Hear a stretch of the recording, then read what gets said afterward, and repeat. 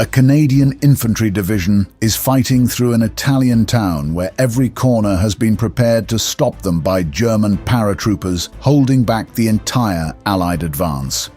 By mid-December 1943, Ortona, a town on the Adriatic perched above the sea, had become the place where Richard Heidrich meant to stop the Canadian advance in eastern Italy cold.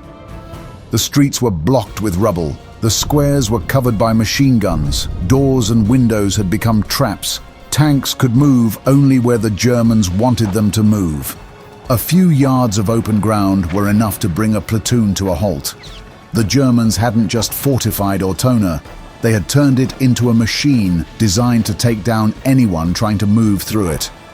Taking it would mean fighting in a way that hadn't existed before Ortona.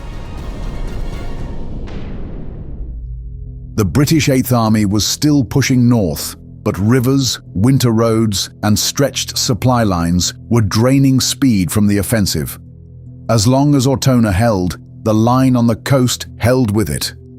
As such, responsibility for that sector's defense passed to Richard Heidrich and his 1st Parachute Division, one of the German Army's hardest defensive formations. These were the Fallschirmjäger, or the Green Devils, troops the German command used when it expected repeated attacks and needed a line held at close range. Heidrich was cold, methodical, and well matched to a defense built on control. His division's job was to hold the position, slow the advance, and make every Canadian gain costly. Since Ortona stood on a plateau, with one main road through the town and dense blocks that could be turned into a close-range defense.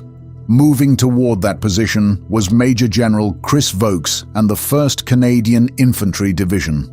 Vokes was a very different kind of commander, aggressive, stubborn, and inclined to keep pushing when a slower man might stop and wait. He was under pressure after taking over from the exhausted British 78th Division on December 4th under orders to keep the Adriatic advance moving north. He knew that a pause at Ortona would give the Germans more time to harden the line and leave the 8th Army dragging its supplies over longer, weaker routes. If the Canadians were going to take Ortona, they would have to do more than push forward. They would have to find a way to fight through a town designed to destroy them.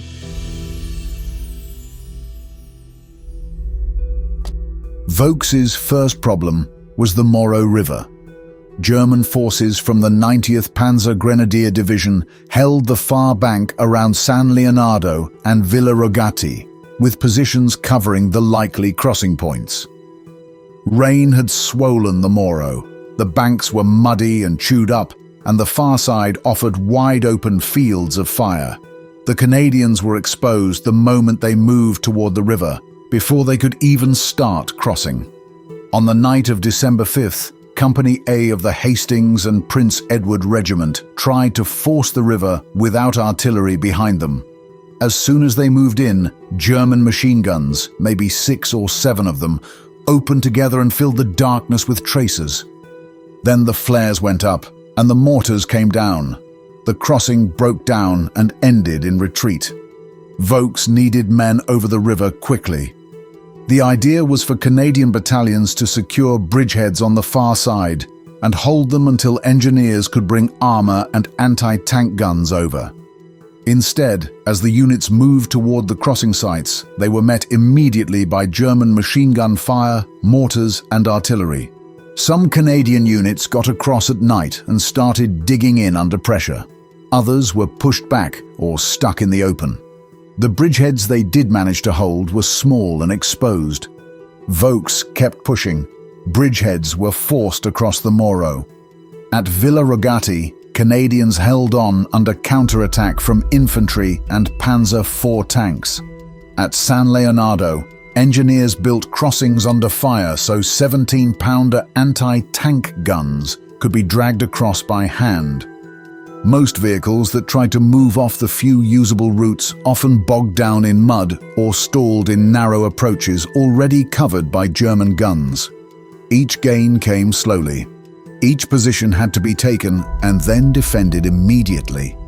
Beyond the Moro, every fold in the ground helped compress the advance, slowing the Canadians and exposing each push to pre-sighted fire.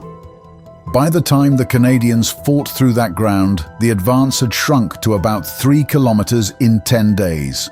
That was exactly the kind of attrition German command wanted, and it was the kind of fight Heidrich would soon inherit inside Ortona. By December 20th, Canadian units reached the outskirts of Ortona, already worn down by the fighting over the Moro. The town ahead offered even less room to maneuver.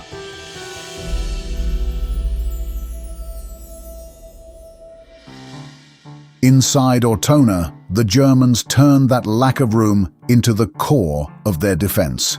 For starters, their only way in had become Highway 16, the Corso Vittorio Emanuele, which ran through the center as the main practical axis of advance. The Canadians entered Ortona behind a creeping barrage fired by their own artillery, a moving curtain of 25-pounder shells that rolled ahead of the infantry into the southern edge of the town. However, once they pushed deeper, they found out that the Germans had blocked the side streets with rubble from demolished buildings.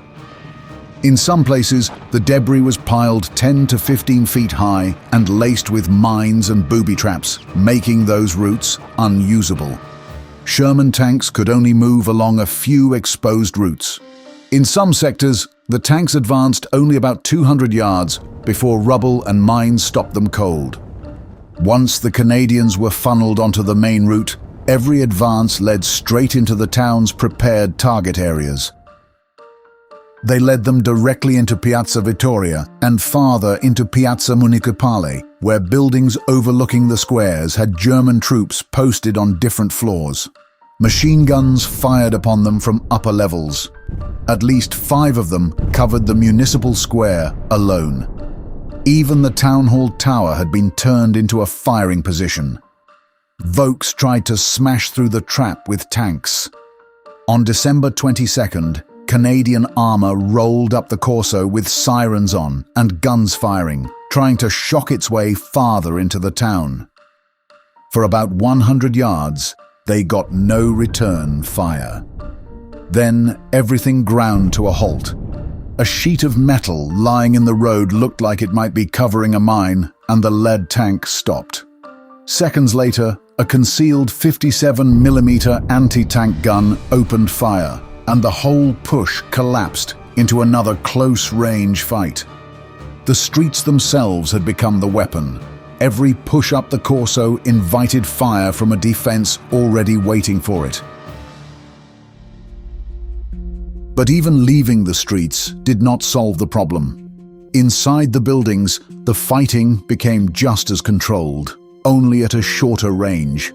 In some cases, entire building facades had been blown away, allowing defenders across the street to fire directly into them. Canadian troops entering from ground level had to fight upward, through stairwells and tight rooms, against paratroopers already positioned above them. When the Canadians took a building, it did not give them control of the next one. On the southern edge of the town, Company D of the Loyal Edmonton Regiment went from roughly 100 men to 17 after repeated attempts to advance under machine gun and sniper fire. It was the same all over the city. The system had narrowed the attack onto a few streets, fixed it in place, and turned every standard tactic into a liability.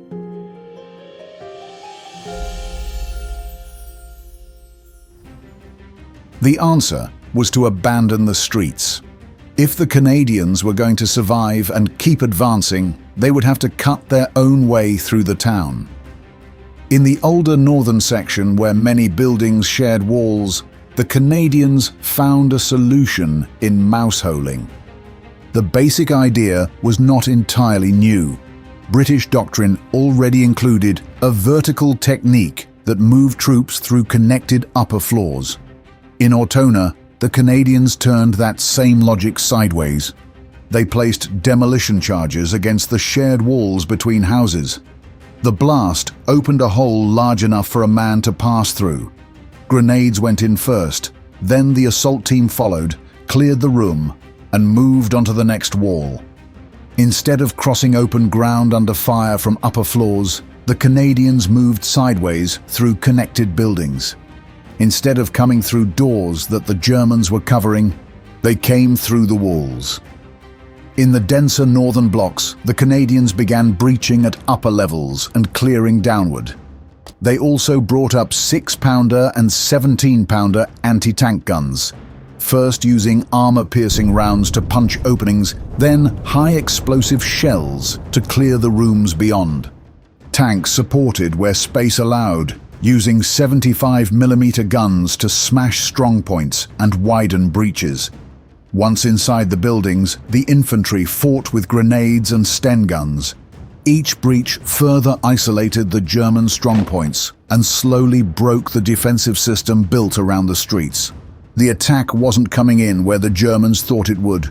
Machine guns watching intersections had fewer men to fire at, and anti-tank guns covering roads had much less to do. The Germans struck back on December 26th. North and west of the town, the 48th Highlanders were isolated under mortar and artillery fire as German paratroopers launched 3 separate assaults. However, 3 Sherman tanks eventually broke through to help stabilize the position, and the Canadians then counterattacked, forcing the Germans back towards San Nicola and San Tommaso. On the morning of December 28th, Canadian patrols moved forward, expecting another fight. Instead, they found the town empty. During the night, Heidrich had pulled his forces out. The position no longer functioned as a connected defense.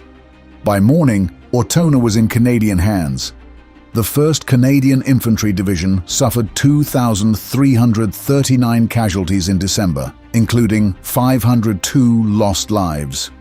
The Germans had bought time and inflicted heavy losses, but they had not held the town. Under extreme duress, the Canadians proved how effective mouseholing could be in prolonged urban combat. Ortona showed that when a battlefield is designed to control movement, victory comes from breaking that control and creating a new path through it.